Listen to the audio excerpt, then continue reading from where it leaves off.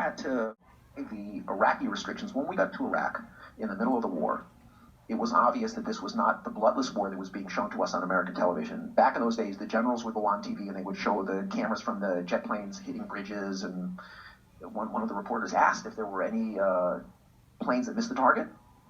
100% accuracy. And they also asked them about civilian deaths and collateral damage. And our military claimed that this was a bloodless war. And I don't know whether you guys have been to wars, but I've been to a lot of wars, and there's no such thing. And it's very, very important that the American people understand what happens when we apply our military power around the world. We have to know this because we're a big, strong, and potentially dangerous nation. And so in the middle of the war, I went to Iraq. And when you arrive in Iraq, you're presented with 3 pages of restrictions that you're supposed to follow. Can't turn your camera on without permission, can't turn it off without permission, can't, I mean, it just went on and on.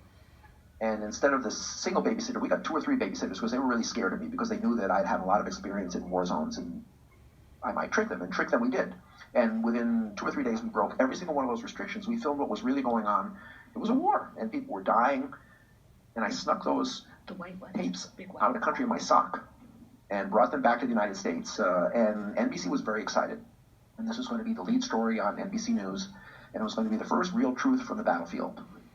And 2 hours before the broadcast, I was summoned into the office of the NBC president, and he said, "We're not going to show your tape, and you're never going to work here again," and fired me. CBS watched this material and said, "This is astonishing. People need to know about this. We're going to broadcast this. Thank you for bringing this to us." 2 o'clock in the morning, he got a phone call. He was fired. Everybody in television knew that you better not go near this footage. So we don't kill people in the United States like they do in other countries.